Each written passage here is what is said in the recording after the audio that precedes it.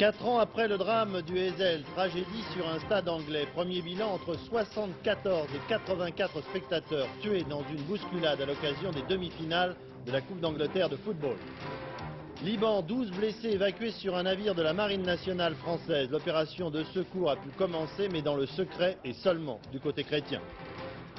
Il avait traversé un siècle de cinéma. Charles Vanel vient de mourir de vieillesse à l'âge de 96 ans après avoir tourné plus de 200 films. Madame, Monsieur, bonsoir. L'horreur sur un stade de football anglais cet après-midi à Sheffield à l'occasion d'une demi-finale de la Coupe d'Angleterre de football entre Nottingham Forest et Liverpool. Dans une des tribunes bondées, les spectateurs qui ont normalement payé leur place s'affrontent avec d'autres qui sont entrés en force, sans billets. Le dernier bilan, impensable, entre 74 et 84 morts et 200 blessés. De Londres, Philippe Arroir, Hervé Brusini. Ce sont des supporters sans ticket qui sont entrés en force dans les tribunes après avoir forcé une grille. À moins que la grille ait été ouverte par erreur, l'enquête le déterminera. Toujours est-il que le match qui opposait l'équipe de Nottingham Forest à celle de Liverpool a été interrompu. Liverpool, déjà impliqué dans le drame du Heysel il y a 4 ans à Bruxelles. Il y a eu une très violente bousculade, une panique indescriptible. Les supporters ont envahi le terrain. Le match n'a jamais repris. On a vu des ambulances ramassant des blessés, des gens sans connaissance. Personne, à cet instant, ne pouvait imaginer que le bilan serait aussi lourd. Une tragédie encore plus terrible que la scène du Heysel de 1985, où 37 supporters avaient été tués à Bruxelles. Contrairement au Heysel, il ne semble pas qu'il y ait eu aujourd'hui des bagarres. Seulement une bousculade géante. Mais comment expliquer qu'elle ait provoqué autant de victimes? Les dirigeants du football britannique ne savent plus que dire, que penser. Ils sont ravagés. Ici Graham Kelly qui ne comprend pas comment cela a pu arriver. Alors dit-il que tout était contrôlé par la police. Des témoins, notamment des journalistes, affirment que le stade était trop petit pour contenir une telle foule. 54 000 personnes. Les gens étaient serrés comme des sardines, disent-ils. Alors, quand les autres sont arrivés sans leur ticket, ça a été terrible. D'autres se plaignent du manque d'équipements médicaux sur place pour sauver les blessés, dont beaucoup sont morts de suffocation. Ce drame se produit quelques jours après que les dirigeants du football européen aient autorisé les clubs anglais à retourner à nouveau en compétition européenne parce que l'attitude des supporters leur semblait en amélioration. On voit qu'il n'en est rien. La tragédie de Sheffield noircit encore plus le tableau du football anglais. Ce soir, ici en Grande-Bretagne, tout le monde a le cœur serré devant de telles scènes que l'on croyait bien ne plus revoir. Et pourtant, regardez ces images, nous venons tout juste de les recevoir. Le match vient d'être stoppé. La police est intervenue, mais trop tard. Quelques blessés, les premiers, ont été extraits de la foule. Massage cardiaque, bouche à bouche, tout est tenté pour les réanimer. Des victimes seront même transportées sur des panneaux publicitaires. Tous souffrent du même mal, l'asphyxie. La pression était telle que des barrières, des lampadaires métalliques ont été tordus.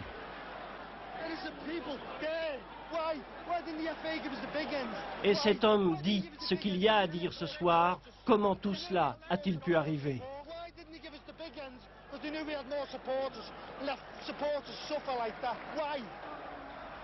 74, 84, le dernier bilan à l'instant même indique que 95 morts cet après-midi au stade de Sheffield. Comme le disait à l'instant Philippe Arroir, ce tragique événement intervient 2 jours après que les instances suprêmes du football européen, l'UEFA, aient décidé d'accepter à nouveau la participation des clubs anglais aux compétitions européennes. L'Angleterre était interdite de Coupe européenne depuis 1985, depuis la tragédie du stade du Heysel à Bruxelles. 39 morts, 600 blessés après que des supporters de ce même club de Liverpool, qui est en cause aujourd'hui, aient attaqué d'autres supporters venus encourager l'équipe de la Juventus de Turin. Thierry Blanco. 29 mai 85, le drame du Heysel. Première illustration tragique de la violence des supporters britanniques. Bilan de ces affrontements insensés, 39 morts, 600 blessés. 5 ans d'interdiction à toute participation en Coupe européenne pour les clubs anglais. 11 mai 85, autre incident grave sur un stade britannique, dû cette fois-ci à un incident. La tribune principale du stade de Bradford se transforme en une véritable torche. 71 victimes, 200 blessés, Entièrement construit de bois, le stade daté des années 20. Mardi à Lisbonne, le comité exécutif de l'UEFA, sous la direction de son président Jacques Georges, décide, compte tenu des efforts consentis par la Ligue anglaise de football en matière de sécurité depuis 5 ans, de réintégrer les équipes britanniques en Coupe d'Europe dès la saison prochaine. Dans les compétitions interclubs européennes. Maudit football anglais. Plus de 200 morts dans les stades depuis 1971. Aujourd'hui, à Hillsborough, ce sont les resquilleurs trop nombreux qui ont provoqué la plus grande tragédie qu'ait connue la Grande-Bretagne lors d'une rencontre de football. Oui, à l'instant même, le président de la République, M. François Mitterrand, vient d'envoyer un télégramme de condoléances au Premier ministre anglais, Mme Margaret Thatcher. Alors sans faire l'amalgame entre les événements du Heysel et ce qui est arrivé cet après-midi, il est encore trop tôt, il ne s'agit pas exactement de la même chose, on peut tout de même se poser des questions sur ces terrifiants supporters anglais, Olivier Ray. Oui, Daniel, c'est vrai, le football en Angleterre est souvent un défouloir pour bon nombre de jeunes qui sont privés d'emploi et qui vont au stade seulement pour provoquer la bagarre. Mais cette fois, il semblerait pourtant que ce soit plutôt les installations et le service d'ordre qui soient en cause. En effet, dans la plupart des stades anglais, les supporters s'entassent debout dans des tribunes souvent vétustes. La Fédération internationale de football a d'ailleurs demandé à plusieurs reprises à la Fédération anglaise de ne vendre que des places assises. Une fédération anglaise qui a pourtant fait des efforts en séparant les différents supporters des clubs dans des tribunes distinctes. Aujourd'hui, pour un match aussi important, une demi-finale de Coupe d'Angleterre, c'est un véritable événement là-bas. Bon nombre de supporters de Liverpool, qui sont les plus durs, n'ont certainement pas compris qu'on leur refuse l'entrée du stade. Et pour finir, je vous dirais qu'il suffit d'être allé une fois à Liverpool, dans le stade d'Anfield Road, qui est certainement le plus terrible stade d'Angleterre, pour avoir peur quand on est à côté de ces supporters de Liverpool, qui sont certainement les plus terribles du football anglais. Merci Olivier. Je voudrais maintenant qu'on appelle au téléphone Alain Giresse. Alain Giresse qui est avec nous, je crois, de Bordeaux. Alain ? Oui, je suis là. Oui Alain, alors vous avez appris quelques minutes avant le journal de 20h cette tragédie. Quelle est votre première réaction, vous, footballeur international et qui avez joué les Anglais ? Écoutez, d'abord, moi je suis complètement abasourdi par cette nouvelle tragédie qui touche le football anglais et surtout le football. Je crois que le football ne mérite pas ça. C'est très triste parce qu'en ce moment on parle tellement de choses dans le football qu'encore une nouvelle catastrophe comme ça, je crois que c'est dommage, c'est regrettable et je suis vraiment découragé. Alors Alain, on parlait à l'instant de la particularité du football anglais et surtout de ses supporters. Est-ce que vous avez eu à le constater dans votre carrière ? Oui, une fois à Paris, au Parc des Princes, ils étaient venus, ils s'étaient déplacés et effectivement ils avaient fait parler d'eux en saccageant les tribunes du parc et tous les alentours. Je regrette cet état parce que je dirais que le football anglais, les joueurs anglais ne méritent pas ça. Ce sont des adversaires qui sont tout à fait loyaux sur un terrain, qui font preuve de beaucoup de fair play. Et là, je crois que ça remet en cause beaucoup de choses. Et c'est toujours pareil, ce sont les joueurs qui trinquent. Merci Alain pour ce premier témoignage ce soir en direct dans notre journal. Voilà, je crois, ce que l'on pouvait dire à l'heure qu'il est, 20h10, sur l'événement survenu cet après-midi. Il est évident que si nous avions d'autres indications, d'autres informations, d'autres bilans à vous communiquer d'ici à la fin de ce journal, eh bien nous le ferions immédiatement. Deuxième titre de l'actualité d'aujourd'hui, Charles Vanel, qui est mort de vieillesse, on peut le dire, à l'âge de 96 ans la nuit dernière à l'hôpital de Cannes. Il avait traversé un siècle de cinéma depuis ses débuts en 1912 et son dernier film l'année dernière, en 1988. Il avait tourné avec les plus grands réalisateurs, Jean Grémillon, Melville, Buñuel, Guitry, Hitchcock, en tout plus de 200 films dont, disait-il, 5 tout juste restent dans ma mémoire. Parmi ceux-ci, Le salaire de la peur d'Henri-Georges Clouzot, l'aventure de deux camionneurs, un duo historique, Vanel, Montand. Michel Strulovici.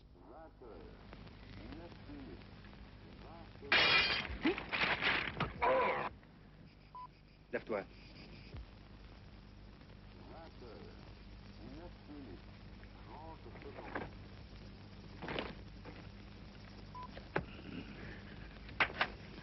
Allez au camion.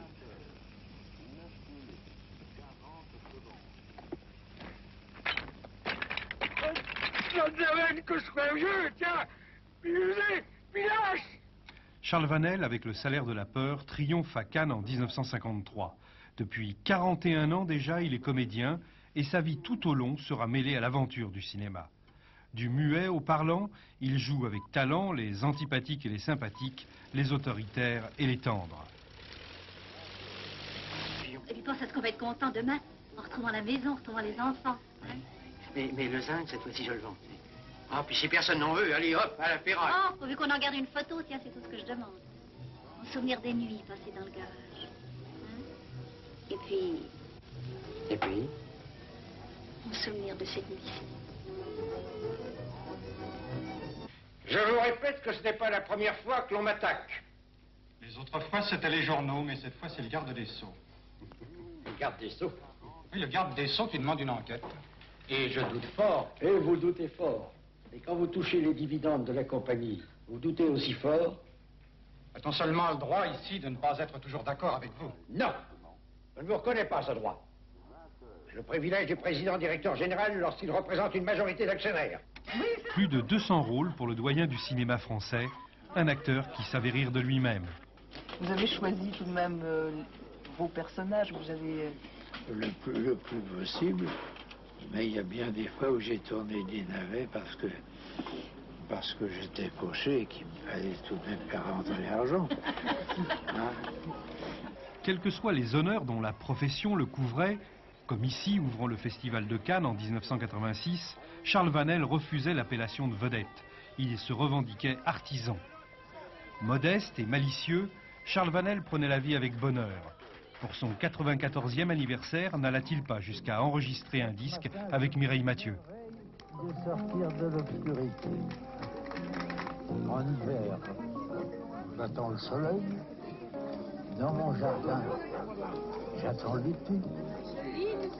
Je goûte l'air que je respire, le pain, le vin, l'eau et le sel.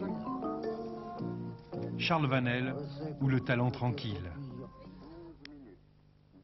Oui, apprenant sa disparition, Yves Montand, qui n'a pas voulu se lancer dans une oraison funèbre, s'est contenté de lancer « Au revoir Charles et à bientôt ». Au Liban, la France a pu commencer son opération de secours aux blessés, mais pas dans des conditions idéales. En effet, 12 blessés seulement venant du côté chrétien ont pu être transportés la nuit dernière sur le navire-hôpital de la Marine nationale française qui croisait au large des côtes libanaises. Le tout dans le plus grand secret, par crainte des tirs d'artillerie de l'armée syrienne. Voici le seul document tourné sur le navire-hôpital au moment de la réception des blessés. Reportage Laurent Boussier, Daniel Lévy. Depuis 48 heures, la Rance naviguait à la limite des eaux territoriales libanaises. D'ordre en contre-ordre, la mission de ce bâtiment de soutien santé évoluait au gré des pourparlers entre la France et les différentes factions libanaises. À 17 h, dans l'après-midi, l'ordre est arrivé. Il s'agit de s'approcher à 10 ou 15 km des côtes pour accueillir 2 bâtiments libanais venant du port chrétien de Journier. L'opération doit avoir lieu de nuit et rester discrète. À 19 h, la Rance entre dans les eaux territoriales libanaises. À 21 h, après un premier essai infructueux, le premier bâtiment est accouplé et le transbordement de 21 tonnes de nourriture et de médicaments commence. Il durera près de 2 heures. Plus tard, à 3 h du matin, le deuxième bateau s'approche, à son bord 12 blessés et quelques accompagnateurs. Pour eux, c'est la fin du cauchemar. Les 2 équipes de médecins du bord les prennent en charge pendant que le secrétaire d'État à l'action humanitaire, Bernard Kouchner, rend compte de sa mission. L'aide s'adressait à tous les Libanais, je l'ai déjà dit, et pour nous les blessés, les victimes n'ont pas d'appartenance ni politique ni confessionnelle et nous ne les définissons pas en termes de quartier est-ouest. Vous dites que tout le monde est d'accord, comment expliquez-vous alors qu'il y ait blocage? C'est comme la paix au Liban où tout le monde est d'accord et puis ça fait longtemps que ça dure car c'était le 14e anniversaire. Eh bien, il y a encore plein de problèmes politiques et il ne faut pas confondre l'action humanitaire et l'action politique qui par ailleurs est menée par notre pays. Nous avons fait non seulement ce geste humanitaire mais une diplomatie très active se développe et j'espère que ces résultats se feront sentir comme ils se font déjà un peu sentir. Mais ça ne nous appartient pas. La France a prouvé qu'elle n'avait choisi aucun camp et qu'elle s'adressait à tous les Libanais, à tous de l'entente. À 5 h du matin, alors que le commandant du navire français reçoit un message annonçant la fin de sa mission, le transbordement de la deuxième moitié du chargement commence. Les 21 autres tonnes de vivres et de médicaments partent pour la même destination, le camp chrétien. Les médecins du bord offrent à leurs homologues libanais les réserves de sang du bateau. À 5 heures, l'aube commence à pointer, les deux bateaux se séparent, la Rance repart vers le large, à l'abri des canons syriens de 180 mm qui, depuis la côte, tirent sur les bateaux. Pour l'instant, pas de réaction du côté syrien à cette opération de la nuit dernière. Le Premier ministre libanais musulman, M. Salim Hous, s'est déclaré surpris, ajoutant qu'il avait, lui, compris que la France voulait que l'aide soit distribuée simultanément des deux côtés. Quant à M. Bernard Kouchner, il espère bien pouvoir réaliser la même opération à l'ouest de Beyrouth, dans le secteur musulman. Les derniers événements vus de Beyrouth, justement, au téléphone, notre correspondant Bruno Ledreff.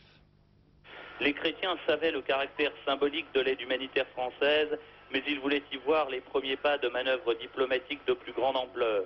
Après les atermoiements, puis le caractère jugé ici dérisoire de l'opération d'évacuation de la nuit dernière, ils n'espèrent plus grand-chose de la mission française. Côté musulman, on s'est déclaré surpris, mais il faudra attendre la nuit et un éventuel durcissement des duels d'artillerie pour savoir si cette opération s'est déroulée avec ou sans l'accord des Syriens.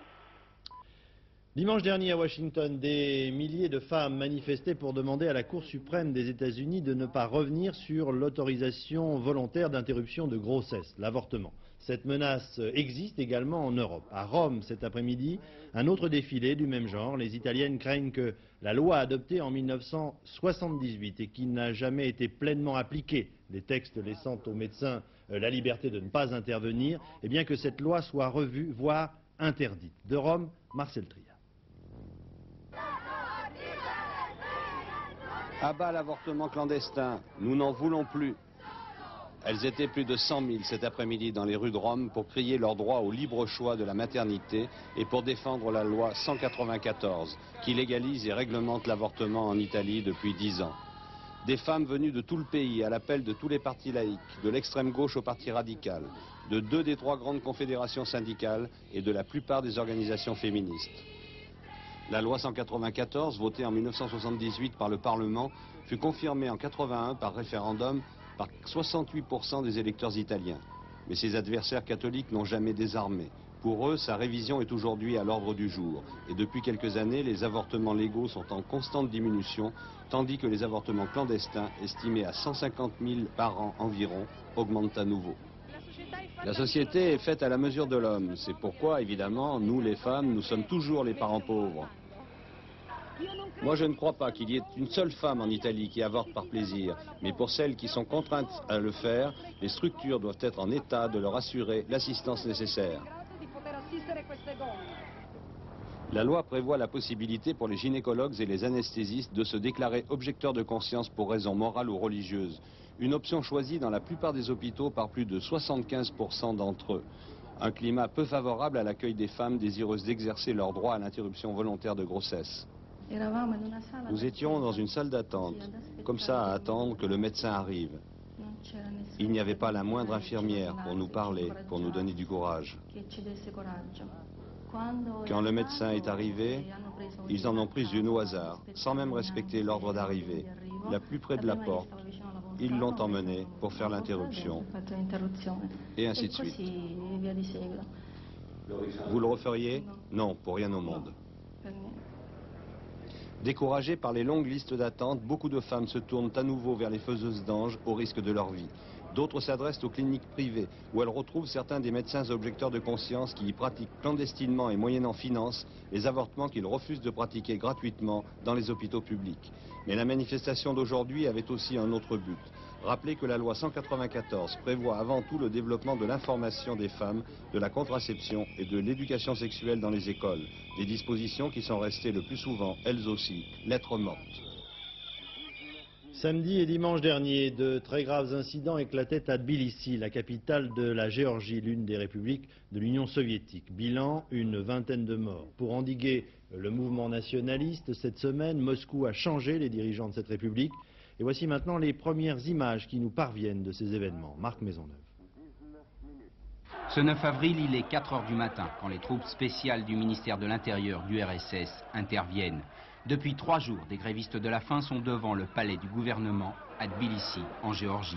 Des milliers de manifestants sont venus les soutenir. Les affrontements vont faire 19 morts et 200 blessés, selon les autorités. À Tbilissi, c'est la stupeur, car si le mouvement nationaliste géorgien affiche le radicalisme de ses revendications, l'indépendance de la République, ses moyens d'expression sont pacifistes. C'est la première fois depuis que Gorbatchev est au pouvoir qu'une manifestation est aussi violemment réprimée. Le Kremlin, après une réaction conforme aux anciennes manières, couvre-feu, chars dans les rues, envoi du ministre des Affaires étrangères Shevardnadze, modère sa démonstration. Le premier secrétaire du parti géorgien, Patiashvili, démissionne. Le ministre géorgien de la Santé parle de l'utilisation, au cours de la manifestation, de gaz inconnus de ses services. En fait, ce qui s'est passé à Tbilissi témoignera surtout de l'étroite marge de manœuvre de Gorbatchev face au dur du régime. En France maintenant, important trafic sur le vin découvert à Villeneuve-sur-Lot. De faux millésimes, de fausses étiquettes pour imiter les vins les plus prestigieux du Sud-Ouest. L'enquête est ouverte. 5 kilos d'héroïne saisie hier soir à Marseille, point de départ d'une filière de revendeurs au niveau de la région. 5 kilos d'héroïne représentent environ une valeur de 5 millions de francs. La politique en très bref, le combat des rénovateurs de l'opposition, c'est du tintamarre et du vaudeville. Ainsi s'est exprimé aujourd'hui le Premier ministre Michel Rocard devant l'association des démocrates présidée par le ministre de l'Ouverture, Michel Durafour, une association qui se voudrait être le moteur, le point de départ d'une nouvelle force politique de centre-gauche afin d'élargir la majorité présidentielle et qui était justement réunie aujourd'hui à Paris. Quant au RPR, Philippe Séguin, l'un des rénovateurs justement, il conclut cette semaine un peu folle par une interview au magazine Le Point en déclarant « Il faut organiser la diversité de l'opposition ». Le bon point de cette semaine à une association qui se préoccupe d'assurer l'enseignement des enfants malades hospitalisés au-delà de l'école primaire. Un exemple, à l'hôpital Saint-Louis de Paris. Pour ces filles et ces garçons, l'école n'est pas une corvée, c'est le monde extérieur qui vient à leur rencontre et qui les aide à rester des enfants comme les autres. Reportage de Marc Maisonneuve et Frédéric Bazille. Enfant, vivre à l'hôpital, c'est d'abord être enfermé. C'est être privé de son cadre de vie habituel, l'école. Ici, à Saint-Louis, on a pris un parti, se battre contre l'exclusion du malade. C'est un peu un univers carcéral quand même, l'hôpital. Et il faut éviter cette notion de prison hôpital. Il faut au contraire que l'enfant retrouve tout ce qu'il a à l'extérieur de l'hôpital. Alors le sport c'est impossible, mais l'école c'est possible. Et à ce titre, l'incorporation de l'école à l'hôpital est un élément très important. L'enfant oublie sa maladie et prépare déjà sa sortie. Quel est le pourcentage de survie à l'intérieur d'un service d'hématologie infantile? Nous guérissons actuellement 2 enfants sur 3 atteints de leucémie aiguë. C'est un progrès important puisqu'il y a 40 ans, tous les enfants atteints de leucémie aiguë étaient condamnés. Mais 2 sur 3, ça veut dire que malheureusement, il y a un échec sur 3. Les enfants sortent en rémission, mais il y en a un tiers qui malheureusement rechute. Un certain nombre d'entre eux pourront être sauvés par la greffe. Mais vous voyez que pour ceux qui rechutent et qui vont nécessiter donc plusieurs hospitalisations, parfois une transplantation médulaire dans une chambre stérile, donc de longs séjours à l'hôpital, il faut absolument les occuper.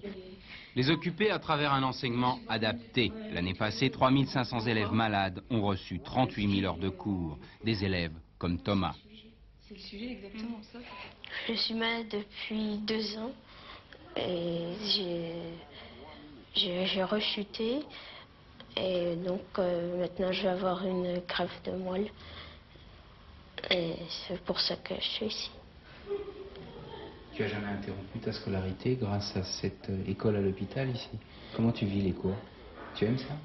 J'aime bien les cours, c'est intéressant et ça nous donne, enfin on voit autre chose que les infirmières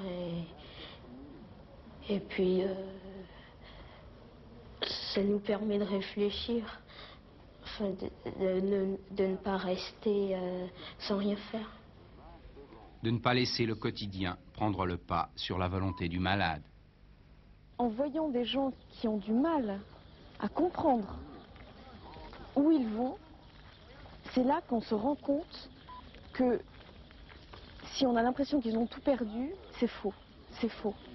Un enseignement pour chaque enfant, souci pédagogique extrême de la part des enseignants aux formations diverses. Ingénieurs, artistes peintres, étudiants ont tous un même but, favoriser l'épanouissement des enfants.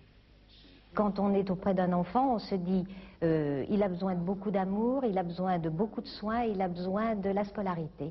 Eh bien, nous nous occupons de la scolarité. Donner accès à des bribes de savoir pour ne pas être exclu lors de son retour en classe. L'objectif de l'école à l'hôpital. Une association créée en 1929 là pour combler un vide laissé par l'éducation nationale.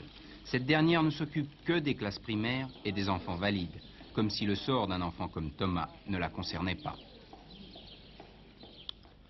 Un anniversaire, celui des 20 ans du marché de Rungis, près de Paris. Aujourd'hui, l'une des plaques tournantes de l'alimentation en Europe et le garde-manger de la capitale française. Il y a 20 ans, tout juste, aujourd'hui, les Halles de Paris déménageaient et depuis, rien n'est plus tout à fait comme avant. Enquête de Delphine Delasselle et Olivier Combes.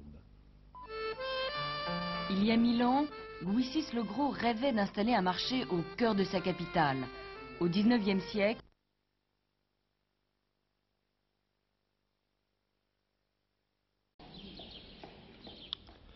Un anniversaire, celui des 20 ans du marché de Rungis, près de Paris. Aujourd'hui, l'une des plaques tournantes de l'alimentation en Europe et le garde-manger de la capitale française. Il y a 20 ans, tout juste, aujourd'hui, les Halles de Paris déménageaient et depuis, rien n'est plus tout à fait comme avant. Enquête de Delphine Delasselle et Olivier Combes. il y a 1000 ans, Louis VI le Gros rêvait d'installer un marché au cœur de sa capitale. Au XIXe siècle, les Halles parisiennes devenaient réalité, les pavillons Baltard, le ventre de Paris.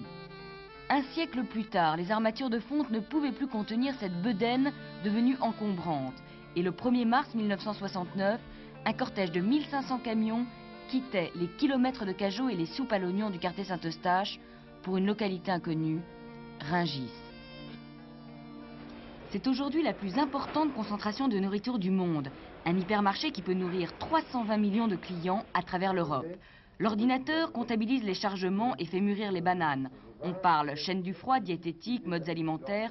Ce n'est plus un marché, c'est une multinationale, un garde-manger pour 10 millions de Français.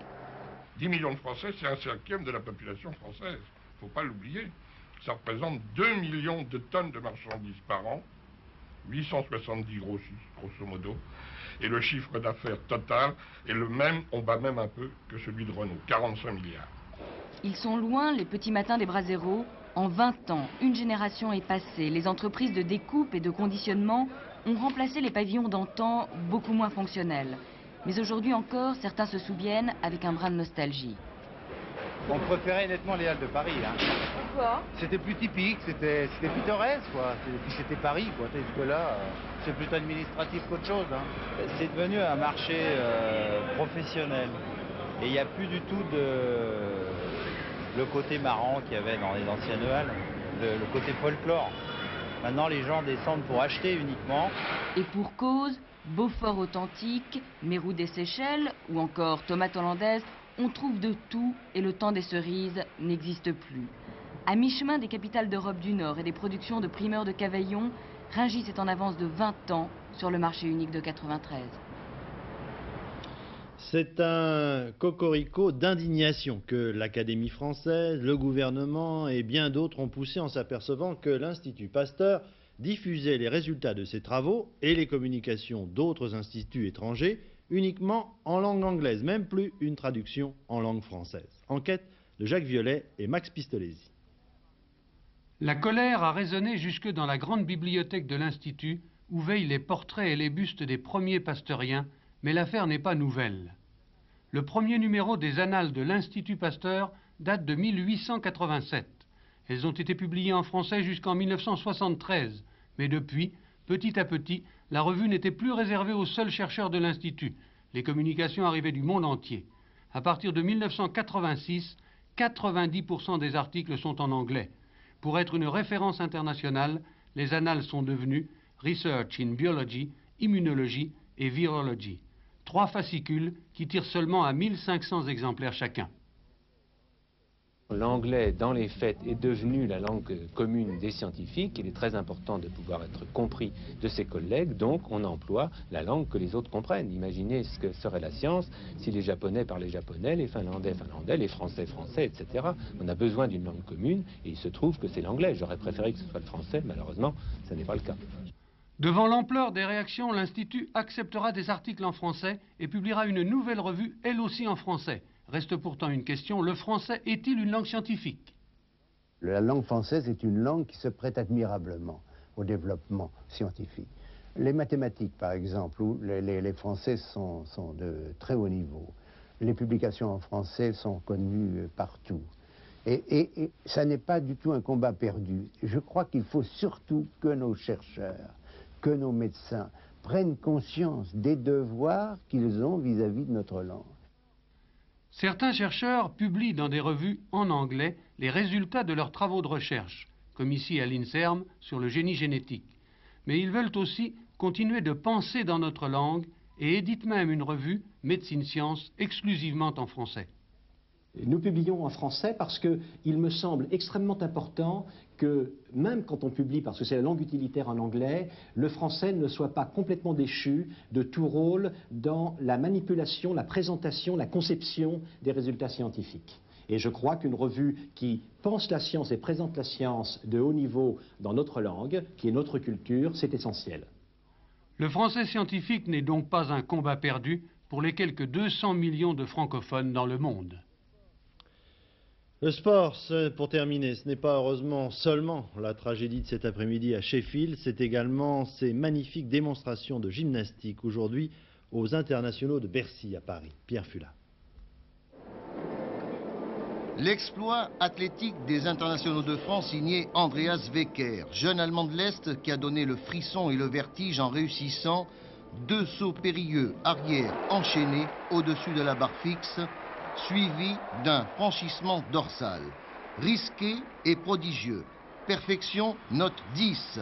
Andreas Wecker, nouvel homme fort de l'espace gymnique, n'a pas fini de nous étonner. Il fallait une reine à Bercy, ça ne pouvait être qu'une Roumaine, championne olympique à Séoul, dans la lignée de son modèle du passé Nadia Comaneci. C'est Daniela Silivas, 19 ans, bondissante, séduisante et souriante.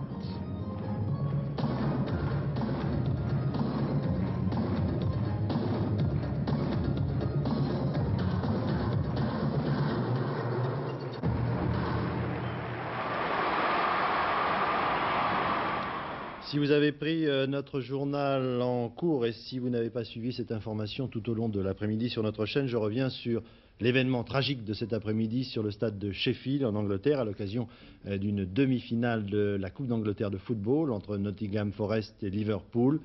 Bousculade dans une tribune bondée entre des spectateurs qui avaient payé leur place et d'autres qui étaient entrés illégalement et en force dans cette même tribune. Le dernier bilan, il date d'environ 20h15 maintenant. 95 spectateurs tués, plus de 200 blessés. Et voici maintenant les toutes dernières images qui nous soient parvenues et les tout derniers témoignages qui nous soient parvenus de Grande-Bretagne, commentés par Hervé Brusini. C'est le patron du club de Liverpool qui parle. Et voici ce qu'il dit ce soir. Comme les millions de gens qui ont vu ces images ici ou à l'étranger, je suis horrifié par l'ampleur des événements qui ont eu lieu. Ce qui devait être un très beau match de foot s'est révélé être l'une des plus grandes tragédies de l'histoire du sport. Et je suis accablé par ce qui est arrivé. Je ne crois pas que quiconque dans cette foule ait pu penser que cela se terminerait dans un bain de sang.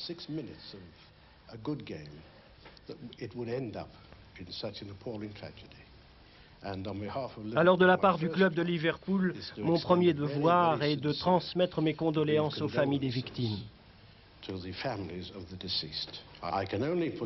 Écoutez, la seule explication possible, c'est l'abondance de la foule. Ils étaient trop nombreux dans le stade.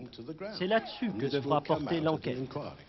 Et justement, cette foule, la voici. Les quelques 2000 supporters qui sont entrés frauduleusement sur le terrain sont ici. Du coup, dans la petite tribune située à l'arrière des buts, c'est peu à peu la panique. On se bouscule, on se piétine. Il y a là des adultes, des enfants. Seul moyen de s'extraire est happé par la tribune supérieure. Les forces de l'ordre ont fait stopper, on le sait, le match 7 minutes après son démarrage. 7 minutes de trop, ce sera l'une des questions posées aux enquêteurs. Voilà ce que l'on pouvait dire ce soir à 20h30 de cette horrible tragédie survenue cet après-midi en Grande-Bretagne. Pour terminer, je vous donne les rapports du tiercé qui se courait cet après-midi à Vincennes. Pour gagner, il fallait jouer le 9, le 14 et le 16. Et pour ce qui concerne le quarté, eh bien, il fallait ajouter le 17 pour gagner un peu plus de 3500 francs. Voilà, ce journal est terminé. Tout de suite après, bien entendu, les prévisions météo. José Blanc-Lapierre. Champs-Élysées, Michel Drucker et aux alentours de 23h25, 23h30, Philippe Gassot pour les toutes dernières informations, témoignages, images, notamment à propos de la tragédie survenue cet après-midi en Grande-Bretagne. Je vous souhaite une excellente soirée sur notre chaîne et je vous donne rendez-vous à demain, 13h. Bonsoir.